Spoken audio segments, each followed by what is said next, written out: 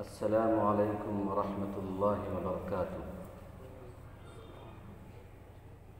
نحمده ونصلی علی رسوله الکریم، اما بعد۔ رجال لا تلہیہم تجارۃ ولا بیع عن ذکر اللہ واقام الصلاة وایتاء الزکاة یخافون یوما تتقلب فیہ القلوب والابصار۔ صدق اللہ العظیم۔ اللهم صل على سيدنا مولانا محمد في أول كلامنا، اللهم صل على سيدنا مولانا محمد في أوسط كلامنا، اللهم صل على سيدنا مولانا محمد في آخر كلامنا۔ حاضرین گرامی، گزشتہ جمعہ آپ حضرات معاملات کی صفائی پر گفتگو سماعت فرما رہے تھے۔ آپ نے بقدر تفصیل بہت ساری چیزیں گزشتہ جمعہ سماعت کر لی۔ مثلا خلاصے کے طور پر میں یہ عرض کر دوں کہ گزشتہ جمعہ یہ بات آئی تھی کہ معاملات کے اندر بگاڑ 4 بنیادی وجہوں سے آتا ہے۔ سب سے پہلی چیز بخل ہے۔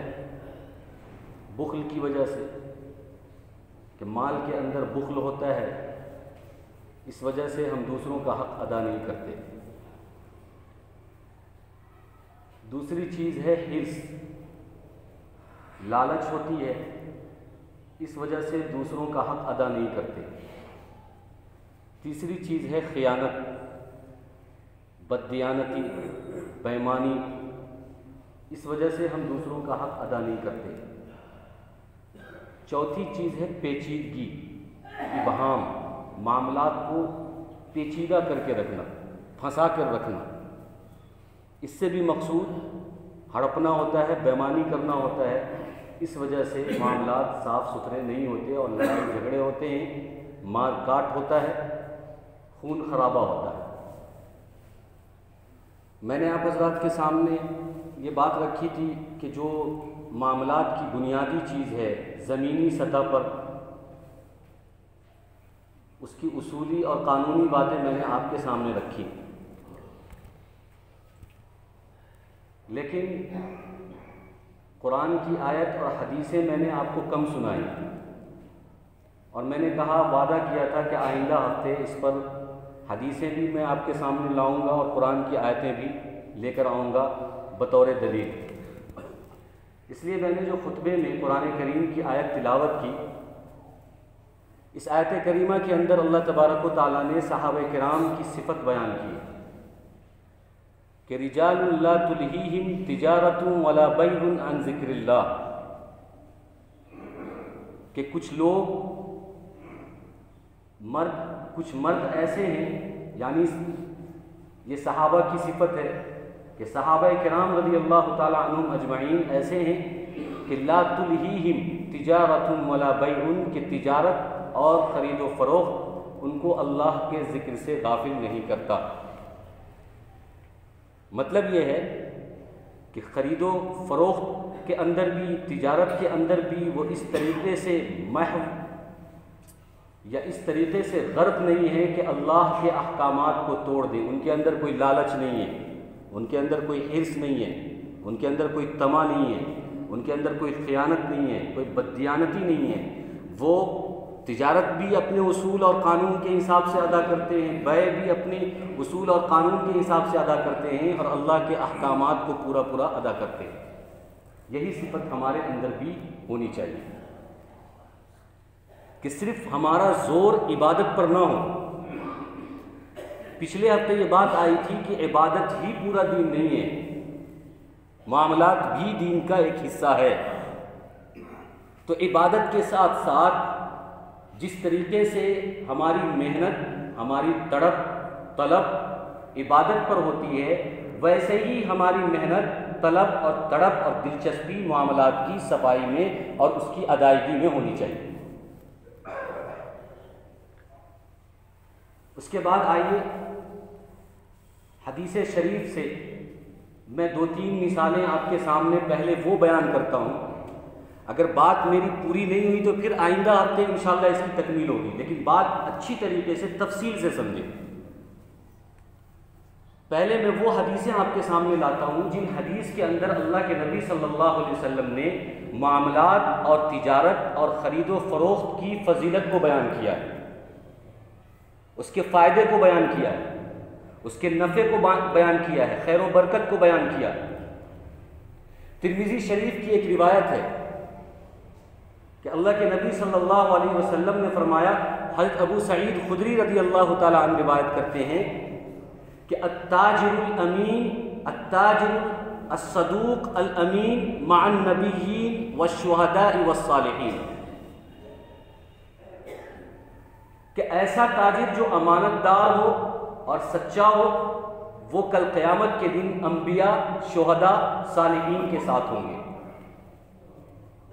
آپ کو لگتا ہوگا کہ یہ فضیلت کوئی بہت بڑی فضیلت نہیں ہے، لیکن جب آپ سنیں گے کہ ایک اچھا تاجر، سچا تاجر، دیانتدار، امانت دار تاجر، ان کا حشر انبیاء کے ساتھ ہوگا، صلحاء کے ساتھ ہوگا، شہداء کے ساتھ ہوگا، تو اس لیے ابھی یہ بڑی فضیلت نہیں لگ رہی کہ ہمیں یہ نہیں معلوم کہ صلحاء کا حشر کیسا ہوگا، صلحاء کون لوگ ہیں، صالحین کیسے ہیں، شہداء کی فضیلت کیا ہے، انبیاء کی فضیلت کیا ہے. اس لیے انبیاء، صالحین اور شہداء کی فضیلت پہلے سنیں، تب آپ کو سمجھ میں آئے گا کہ تاجر کا حشر ان کے ساتھ. اللہ کے نبی صلی اللہ علیہ وسلم فرما رہے ہیں یہ کتنی بڑی فضیلت کی چیز ہے. ہم قرآن کریم کی ایک سورت پڑھتے ہیں، سورہ فاتحہ، ہر نماز میں پڑھتے ہیں، ہم میں سے ہر شخص کو یاد ہے. اس میں ہم ایک دعا مانگتے ہیں، اہدنا الصراط المستقیم، کہ اے اللہ ہمیں صراط مستقیم پر چلا دے، سیدھے راستے پر چلا دے. اگر آپ دنیا اور آخرت کا خلاصہ اور نچوڑ ایک لفظ میں یا ایک آیت میں پیش کرنا چاہتے ہوں کہ کون صحیح ہے اور کون غلط، تو سب سے آسان طریقہ ہے اہدنا الصراط المستقیم، کہ جو صراط مستقیم پر ہے وہ صحیح ہے اور جو صراط مستقیم سے ہٹا ہوا ہے وہ غلط ہے. یہ سب سے آسان ہے اور سب سے بڑی نعمت ہے. اللہ کی بندوں پر نعمتوں میں سے سب سے بڑی نعمت یہ ہے کہ وہ بندہ صراط مستقیم پر چل رہا ہے، سیدھے راستے پر چل رہا ہے. تو ہم جو دعا کرتے ہیں اہدنا الصراط المستقیم، کہ ہمیں صراط مستقیم پر چلا دے. اب یہ سمجھیے کہ صراط مستقیم کیا ہے. اللہ تبارک و تعالیٰ نے خود صراط مستقیم کی تفسیر کی ہے کہ صراط الذین انعمت علیہم، صراط مستقیم وہ ہے جس پر اللہ کی نعمتیں نازل ہوئی. آپ اسٹیپ بائی اسٹیپ سمجھیں. صراط مستقیم وہ ہے جس پر، اس راستے پر جس پر اللہ کی نعمتیں نازل ہوئی. صراط الذین انعمت علیہم، کہ صراط مستقیم وہ ہے جس پر اللہ کی نعمتیں، اللہ کی رحمتیں نازل ہوئی. پھر اس آیت کی تفسیر اللہ تبارک و تعالیٰ نے پانچویں پارے کے اندر کی ہے کہ کن کن لوگوں پر اللہ کی نعمتیں نازل ہوئی ہے. تو قرآن کریم کہتا ہے وَمَن يُطِعِ اللَّهَ وَالرَّسُولَ فَأُولَٰئِكَ مَعَ الَّذِينَ أَنْعَمَ اللَّهُ عَلَيْهِمْ من النبیین والصدیقین والشہداء والصالحین. دیکھیے یہاں پر تینوں چیز آ گئی، شہداء، صالحین اور نبی. فرماتے ہیں کہ وَمَن يُطِعِ اللَّهَ، جو اللہ کی اطاعت کرتا ہے، رسول اللہ کی اطاعت کرتا ہے، فَأُولَٰئِكَ مَعَ الَّذِينَ أَنْعَمَ اللَّهُ، تو اللہ تبارک و تعالیٰ وہ لوگ ان لوگوں کے ساتھ ہیں جن لوگوں پر اللہ نے انعام کیا، اور اللہ نے انعام کیا ہے نبیوں پر، صالحین پر، شہداء پر. نبیوں پر، صالحین پر، شہداء پر اللہ کا انعام ہے، اور جن پر انعام ہوا ہے وہ راستہ صراط مستقیم ہے، اور صراط مستقیم پر جو لوگ ہیں وہ کامیاب ہیں. اب اس حدیث کو سمجھیے کہ اللہ کے نبی صلی اللہ علیہ وسلم نے جو اس حدیث کے اندر فرمایا کہ التاجر الامین الصدوق مع النبیین والشہداء والصالحین، کہ سچا تاجر، امانت دار تاجر، خرید و فروخت کے اندر صفائی کرنے والا، بددیانتی نہ کرتا ہو، دھوکہ نہ دیتا ہو، فریب نہ کرتا ہو، باتوں کو اور لپیٹتا نہ ہو، صاف ستھرے انداز میں جو معاملات کرتا ہے سچائی کے ساتھ، امانت داری کے ساتھ، وہ لوگ انبیاء کے ساتھ ہوں گے، شہداء کے ساتھ ہوں گے، صالحین کے ساتھ ہوں گے۔ اور انبیاء وہ ہیں جن پر اللہ کا انعام نازل ہوا ہے، صالحین وہ ہیں جن پر اللہ کا انعام نازل ہوا ہے، اور شہداء وہ ہیں جن پر اللہ کا انعام نازل ہوا ہے، اور جن پر اللہ کا انعام نازل ہوا ہے وہ صراط مستقیم پر ہیں۔ تو اب سیدھی سیدھی بات یہ کہہ سکتے ہیں کہ سچا تاجر، اچھا لین دین کرنے والا، امانت داری اور لین دین میں جو امانت داری کے ساتھ جو لین دین کرتا ہے وہ لوگ صراط مستقیم پر ہیں۔ یہ خلاصہ اس کا نچوڑ نکلا۔ تو یہ کم بڑی بات ہے، یہ کم فضیلت کی چیز ہے۔ تو اس حدیث کے اندر اللہ کے نبی صلی اللہ علیہ وسلم نے یہی بتانے کی کوشش کی ہے کہ یہ کم معمولی چیز نہیں ہے کہ ایک تاجر، ایک خرید فروخت کرنے والا، ایک لین دین کرنے والا، ایک معاملات کرنے والا، ایسا نہیں ہے کہ وہ عبادت نہیں کر رہا ہے، اس کو ثواب نہیں ہو رہی ہے، اس کو ثواب نہیں ہو رہا ہے، ایسا نہیں ہے۔ بلکہ اگر یہ لوگ اپنی تجارت میں، اپنے خرید و فروخت میں، اپنے لین دین میں اگر یہ صداقت اپناتا ہے، امانت اپناتا ہے، صاف ستھرا تجارت کرتا ہے، تو یہ لوگ نبیوں کے ساتھ ہیں، یہ لوگ صراط مستقیم پر ہیں، یہ لوگ وہ لوگ ہیں جن پر اللہ کا انعام نازل ہوا ہے، یہ لوگ وہ لوگ ہیں کہ کل قیامت کے دن انبیاء کے صف میں، شہداء اور صالحین کے صف میں کھڑے ہوں گے۔ کیا ہم نہیں چاہتے؟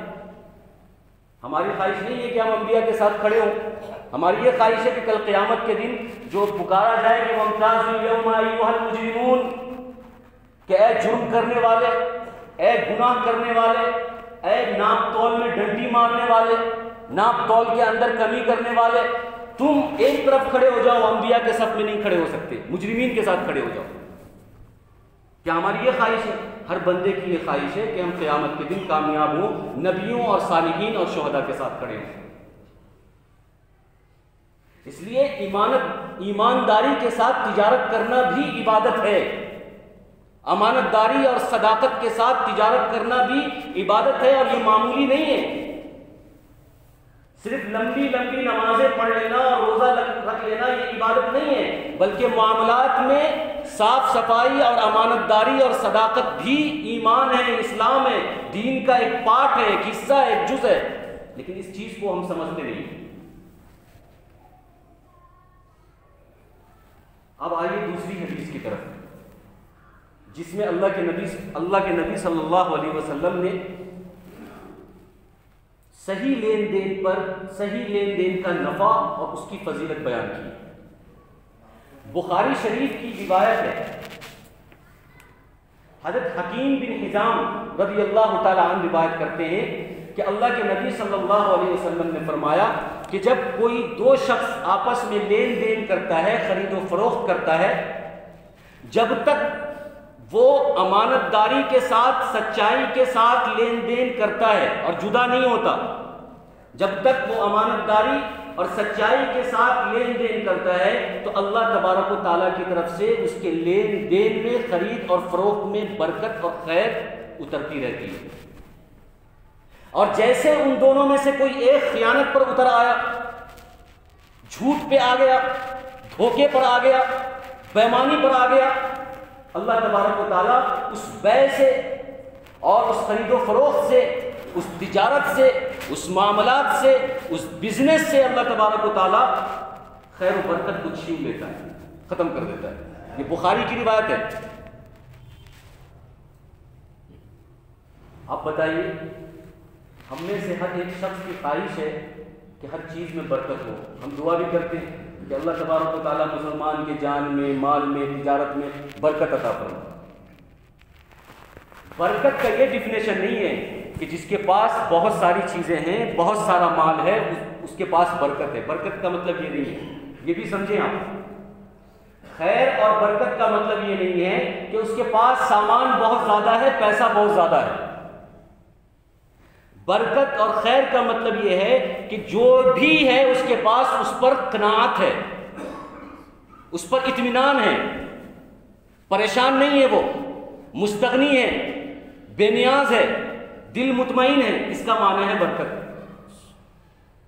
جب تجارت کے اندر، معاملات کے اندر برکت آتی ہے، خیر و برکت آتی ہے، تو خریدنے والا جو چیز خریدتا ہے تو برکت کا یہ مطلب ہے کہ وہ چیز اس کو بڑی آسانی سے خرید لیتا ہے، اس میں اس کو مشکل نہیں ہوتی، اور خریدنے کے بعد اس سامان کے اندر استقامت ہوتی ہے، وہ سامان جو ہے بہت دن تک چلتا ہے، اس پر کوئی لٹیرا قبضہ نہیں کر سکتا، اس کو کوئی چور چرا نہیں سکتا، اس کو کوئی غاصب چھین نہیں سکتا۔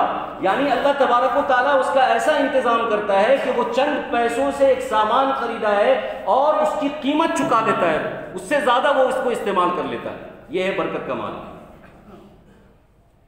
اس کی چیز چوری نہیں ہوتی، ٹوٹتی نہیں ہے، خراب نہیں ہوتی، اس وقت تک چلتی ہے جب تک کہ اس کی قیمت پوری نہ ہو جائے۔ یہ بھی ایک برکت کا معنی ہے۔ برکت کا یہ معنی نہیں کہ بہت زیادہ ہو، برکت کا یہ معنی ہے کہ کم ہے لیکن دیر تک ٹھہرا ہوا ہے، دیر تک قائم ہے۔ ایک آدمی کے پاس پیسہ بہت ہے، چیزیں بہت ہے، لیکن اگر وہ پریشان ہے، در در کی ٹھوکریں کھا رہا ہے، بھکاری بنا پھر رہا ہے، تو اللہ کی خیر و برکت اس کے اندر اور اس کے سامان میں، اس کی تجارت میں نہیں ہے۔ یہ سمجھ لینا چاہیے۔ اور ایک آدمی کے پاس سامان کم ہے، پیسہ کم ہے، اسباب کم ہے، لیکن وہ مطمئن ہے، بے نیاز ہے۔ اس لیے اللہ کے نبی صلی اللہ علیہ وسلم کی ایک حدیث ہے، لیس الغنى عن کثرت الارض ولکن الغنى عن النفس، کہ مالداری یہ نہیں ہے کہ کسی کے پاس زمین جائیداد اور پیسے کا انبار ہو، ڈھیر ہو، گودام ہو، اس کا نام مالداری نہیں ہے۔ مالداری یہ ہے کہ چیز تو بہت کم ہے، کوانٹیٹی بالکل نہیں ہے، لیکن اس کا دل بہت مطمئن ہے، بے نیاز ہے، کسی کے سامنے ہاتھ نہیں پھیلاتا، کسی کے سامنے اپنی پگڑی نہیں اچھلواتا، بھکاری نہیں بنتا، در در کی ٹھوکریں نہیں کھاتا، پریشان نہیں ہوتا، محتاج نہیں ہوتا، دست نگر نہیں ہوتا۔ یہ مطلب ہے برکت اور خیر کا۔ تو بخاری شریف کی جو یہ روایت ہے، اللہ کے نبی صلی اللہ علیہ وسلم نے فرمایا کہ جب لین دین کرنے والے، جب معاملات کرنے والے، خرید و فروخت کرنے والے، سامان کو بیچنے اور خریدنے والے جب سچائی کے ساتھ، امانت داری کے ساتھ جب تک معاملہ کرتے رہتے ہیں، اس چیز میں اللہ کی خیر و برکت اترتی رہتی ہے، اور جیسے ہی یہ لوگ خیانت پر اور بےمانی پر اترتے ہیں، ویسے ہی اللہ تبارک و تعالیٰ وہاں سے خیر و برکت چھین لیتا ہے، ختم کر دیتا ہے۔ آج یہی ہو رہا ہے ہمارے ساتھ ایسا ہی ہو رہا ہے کہ ہم لین دین میں بےمانی کرتے ہیں، جھوٹ بولتے ہیں، دھوکہ دیتے ہیں، فریب کرتے ہیں، تو اس سے جو پیسہ ہم کماتے ہیں وہ پیسہ ٹکتا نہیں ہے، چاہے ہم جتنا بھی کما لیں۔ جب اللہ کے حکموں کو توڑ کر کوئی آدمی اگر پیسہ کماتا ہے تو اس پیسے سے خیر اور برکت اور سکون اور اطمینان وہ نہیں حاصل کر سکتا۔ یہ لکھ کے لے لیجیے، وہ جتنا زیادہ دھوکہ دے کر پیسہ کمائے گا، اللہ تبارک و تعالیٰ اس پیسے کے استعمال کا طریقہ اور بڑھا دے گا اور اس کو مصروف اور بزی کر دے گا۔ کمائے گا 1 لاکھ اور خرچ اللہ تبارک و تعالیٰ کروائے گا 2 لاکھ۔ 1 لاکھ کمائے گا حرام طریقے سے تو اللہ تبارک و تعالیٰ اس کے راستے کو، اس کے مشغولیت کو، اس کے کام کو اتنا پھیلائے گا کہ 2 لاکھ روپے خرچ ہوگا۔ لیکن اگر جو بندہ صداقت کے ساتھ، امانت داری کے ساتھ، ایمانداری کے ساتھ، رضامندی کے ساتھ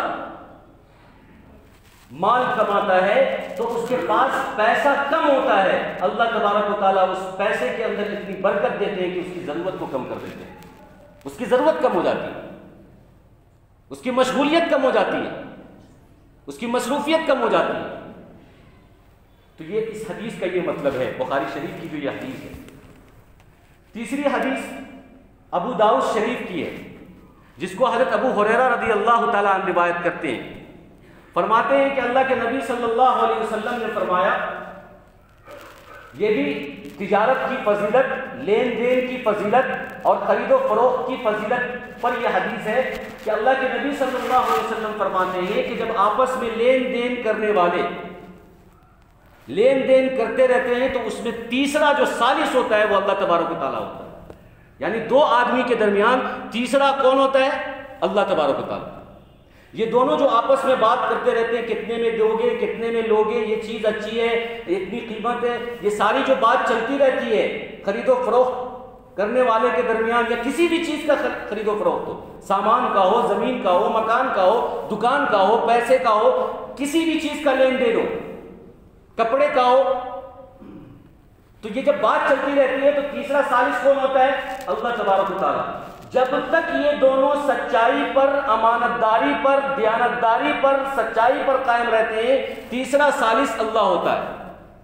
جیسے یہ لوگ بےمانی پر اترتے ہیں، اللہ تبارک و تعالیٰ وہاں سے نکل جاتے ہیں، مطلب تیسرا ثالث ختم ہو جاتا ہے. مطلب اس کا یہی ہے صاحب کہ اللہ تبارک و تعالیٰ جب ہمارے درمیان ہوتے ہیں تو نقصان کا کوئی مطلب ہی نہیں، نقصان نہیں ہوگا، نہ لینے میں نقصان، نہ دینے میں نقصان، نہ خریدنے والے کو نقصان، نہ بیچنے والے کو نقصان، کیونکہ ثالث کون ہے؟ اللہ تبارک و تعالیٰ. اور اللہ تبارک و تعالیٰ اپنے بندوں سے محبت کرتا ہے. اللہ کبھی نہیں چاہے گا کہ اس کا بندہ پریشان ہو، اللہ کبھی نہیں چاہے گا. لیکن یہ بات کب تک؟ جب تک یہ دونوں امانت داری پر ہو.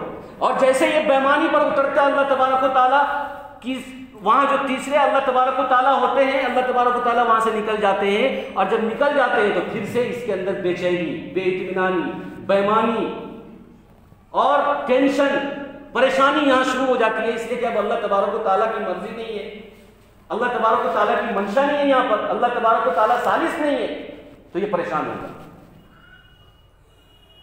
اس لیے ہمیشہ اللہ تبارک و تعالیٰ سے ہمیں رزق مانگنا چاہیے، وسعت والا رزق مانگنا چاہیے اور عافیت والا رزق مانگنا چاہیے. اللہ کے نبی صلی اللہ علیہ وسلم نے بھی ہمیں یہ دعا سکھائی ہے کہ اے اللہ ہمیں جو بھی دے وہ عافیت والا رزق دے.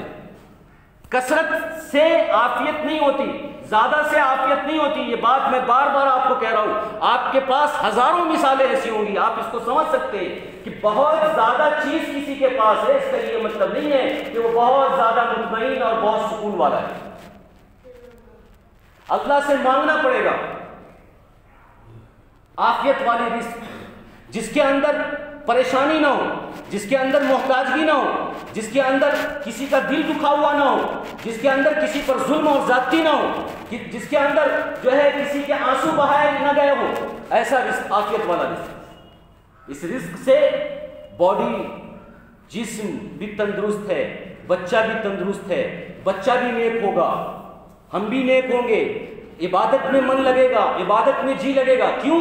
اس لیے کہ جو رزق آ رہا ہے، جو مال آ رہا ہے، وہ مال کسی کا دل دکھا کر نہیں آ رہا، کسی کو پریشان کر کے نہیں آ رہا، کسی پر ظلم اور زیادتی کر کے نہیں آ رہا. تو بچہ جو معصوم ہے اس کی جو تربیت ہوگی وہ بھی ایمانداری کے ساتھ ہوگی اور وہ بھی نیک بنے گا.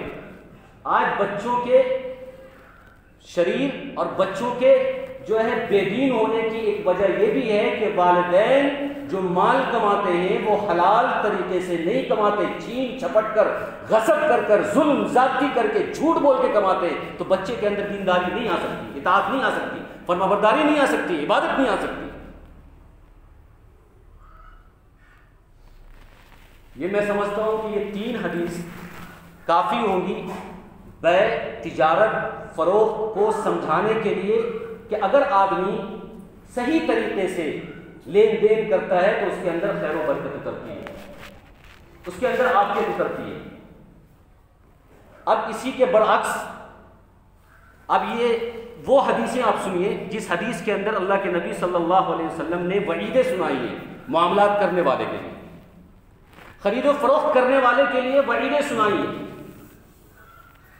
ہمیں ایسا لگتا ہے کہ ہمارا موضوع اس ہفتے بھی ختم نہیں ہوگا، لیکن جتنا ہوتا ہے میں اس کو ختم کرنے کی کوشش کرتا ہوں. پھر انشاءاللہ آئندہ ہفتے اسی پر بات کریں گے.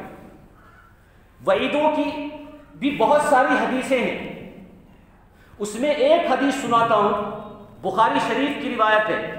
حضرت سلمہ ابن اکوع رضی اللہ تعالیٰ عنہ فرماتے ہیں کہ اللہ کے نبی صلی اللہ علیہ وسلم کے نزدیک ہم لوگ بیٹھے ہوئے تھے، ایک جنازہ آیا اور آپ صلی اللہ علیہ وسلم نے یہ سوال کیا کہ اس جنازے کے اوپر کوئی قرض ہے؟ لوگوں نے کہا کہ نہیں. پھر آپ صلی اللہ علیہ وسلم نے اس کے جنازے کی نماز پڑھائی. پھر اس کے بعد ایک اور جنازہ آیا. پھر آپ صلی اللہ علیہ وسلم نے پوچھا اس کے اوپر کوئی قرض ہے؟ لوگوں نے کہا ہاں ہے. تو پھر آپ صلی اللہ علیہ وسلم نے یہ سوال کیا کہ یہ مال وراثت میں کچھ چھوڑ رہا ہے، یعنی ترکے میں اس نے کچھ چھوڑ کر گیا ہے کہ نہیں؟ صحابہ نے کہا کہ ہاں 3 دینار ہے.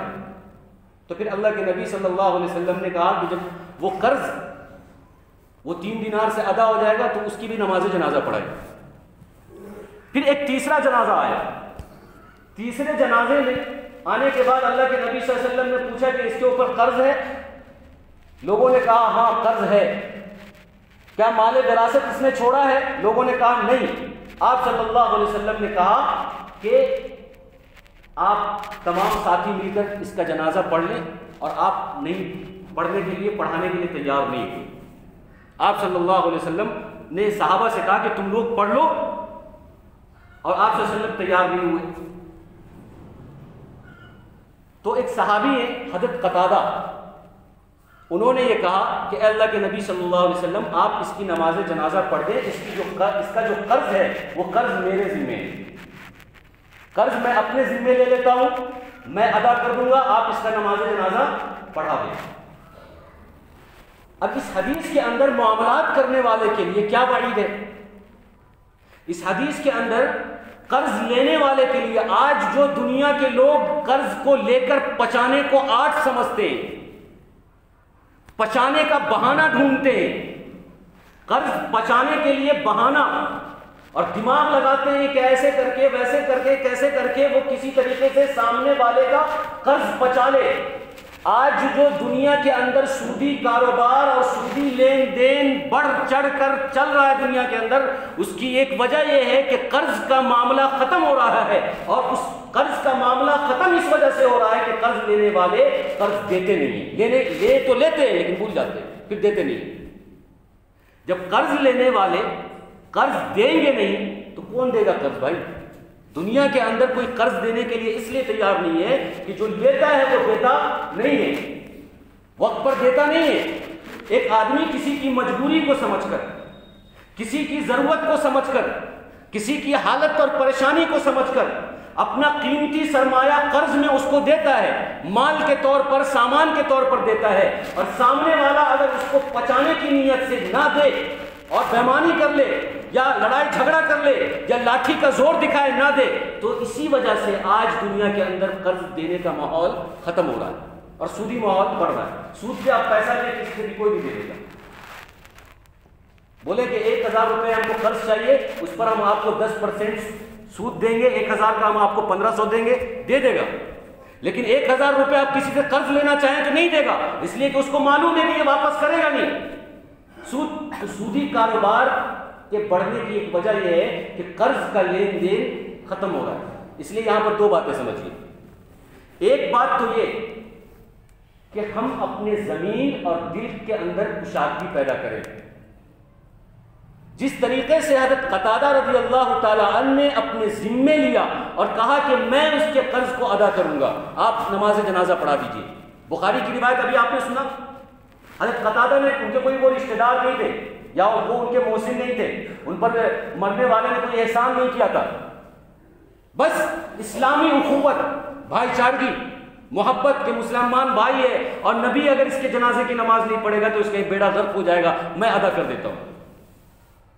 تو بھائی کی محبت تھی، اسلامی محبت، بھائی چارے نے کہا کہ میں ادا کر دوں گا. تو ہمارے لیے سیکھ اور عبرت یہ ہے کہ ہم بھی اپنے مسلمان بھائی کو قرض دیا کریں. اگر اللہ نے ہمیں وسعت دی ہے تو یہ قرض کا لین دین جو ہے اس کو ہم جاری کریں تاکہ سود ختم ہو، سودی کاروبار ختم ہو. اگر کوئی مسلمان بھائی ضرورت پر ہم سے ہاتھ پھیلا رہا ہے، ہمارے سامنے مانگ رہا ہے، تو اگر ہمارے پاس اللہ نے دیا ہے تو ہم جو شرعی قانون ہے، ضابطہ ہے کہ 2 گواہ بناؤ، 3 گواہ بناؤ، اس کو لکھ کر اگر ہمارے پاس اللہ نے دیا ہے تو اس کو دیں، بہانہ نہ کریں. اگر ہم نے نہیں دیا تو وہ سود پر اٹھائے گا اور سودی کاروبار کو بڑھائے گا، اس سے جو ہے ہم بھی گناہوں میں ملوث ہوں گے، وہ بھی ہوگا. تو ہم اپنے بھائی چارے کو بڑھائیں. اگر اللہ نے دیا ہے تو ہم قرض دیں، یہ چیز سمجھنے کی. دوسری ایک چیز یہ سمجھنے کی ہے کہ جو ہمارے بھائی، پہلی بات تو اللہ کے نبی صلی اللہ علیہ وسلم نے تجارت کرنے کی فضیلت بیان کی کہ تجارت کیجئے، محنت کیجئے، مزدوری کیجئے، خود کمائیے. ایسی حالت، ایسی نوبت اپنے اوپر آنے مت دیجئے، ایسی کیفیت اپنے اوپر آنے مت دیجئے کہ قرض لینے کی ضرورت پڑے. لوگ آج جو قرض لے رہے ہیں وہ فیشن پر لیتے ہیں، فیشن کی وجہ سے کہ معاشرہ کیا کہے گا۔ ایک شادی اگر 500 روپے میں، 1000 میں، 2000 میں اگر ایک شادی نمٹ جاتی ہے تو اب معاشرے کو، سماج کو، خاندان کو اور اس کے شوق کو، اس کے لمبے لفافے کو اور ان کی چیزوں کو خوش کرنے کے لیے آپ وہ قرض لینا چاہ رہا ہے۔ بھائی اللہ نے نہیں دیا، جتنا دیا اسی میں اکتفا کرو، اسی میں قناعت کرو۔ تو قرض لینے والے کے لیے اس میں نصیحت یہ ہے کہ جتنا اللہ نے دیا ہے اسی میں قناعت کرو، اسی پر صبر کرو، اسی میں اپنی ضرورت پوری کرو۔ ہاں اگر بہت مجبوری ہے، حد درجے مجبوری ہے قرض لینے کی تو لو، تو دینے کی نیت سے لو کہ نہیں ہم کو دینا ہے، یہ میرے ذمے ہے، یہ قرض ہے، مرنے سے پہلے ہم کو ادا کرنا ہے۔ اگر میں مر گیا تو میں اپنے مال وراثت سے ادا کرواؤں گا، اور اگر میرے پاس مال وراثت نہیں ہے تو میں کسی بھائی کی منت سماجت کروں گا اور اس کو وصیت کروں گا کہ میرے پاس مال وراثت نہیں ہے، فلاں کا قرض میرے ذمے ادا کر دینا۔ دونوں ہاتھ سے تالی بجتی ہے تب جا کر لین دین صحیح ہوگا۔ تو قرض دینے والے آسانی سے دے بھی دیں گے اور لینے والے کو آسانی سے مل بھی جائے گا، لیکن آج معاشرے کے اندر نہ دینے والے لوگ ہیں اور لینے والے کو ملتا بھی نہیں ہے۔ اس کی وجہ یہ ہے کہ خرابی دونوں کے اندر ہے، دونوں کے اندر بخل، دونوں کے اندر بےمانی، دونوں کے اندر جو ہے لالچ کہ ہمارا مال جمع رہے، سڑتا رہے، گھر میں سڑتا رہے، بینک میں سڑتا رہے، لیکن ایک مسلمان کی ضرورت پوری نہیں کرے۔ ایک مسلمان کی جان جا رہی ہے، ہاسپٹل میں مر رہا ہے، سڑ رہا ہے، لیکن ایک مسلمان کا ضمیر اس وقت بھی نہیں جاگتا، کروڑوں کا پیسہ اس کے اکاؤنٹ میں پڑا رہتا ہے لیکن وہ ہلتا نہیں ہے۔ یہ ضمیر مردہ ہونے کی علامت ہے، یہ ضمیر کے مر جانے کی علامت ہے۔ اس لیے میرے بھائی اس سودی کاروبار کو ختم کرنے کے لیے قرض کے لین دین کو بڑھائیں، اور قرض کا جو لین دین جو ضابطہ ہے جو میں نے ابھی آپ کو بیان کیا اس کو سیکھیں تاکہ ہمارے معاشرے کے اندر خوشحالی پیدا ہو، ہمارے معاشرے سے بے چینیاں دور ہو، ہمارے معاشرے سے ڈپریشن اور پریشانی دور ہو، ہمارے معاشرے سے ٹینشن دور ہو کہ آدمی لینے والا بھی اصول کے ساتھ لے، دینے والا بھی اصول کے ساتھ دے، تو اللہ تبارک و تعالی ہمیں ضرور خوشحال رکھے گا۔ اس کی بہت ساری باتیں، بہت ساری چیزیں ابھی رہ گئی ہیں، انشاءاللہ اس کی تکمیل آئندہ ہفتہ کریں گے۔ آمین۔ وآخر دعوانا الحمدللہ رب العالمین۔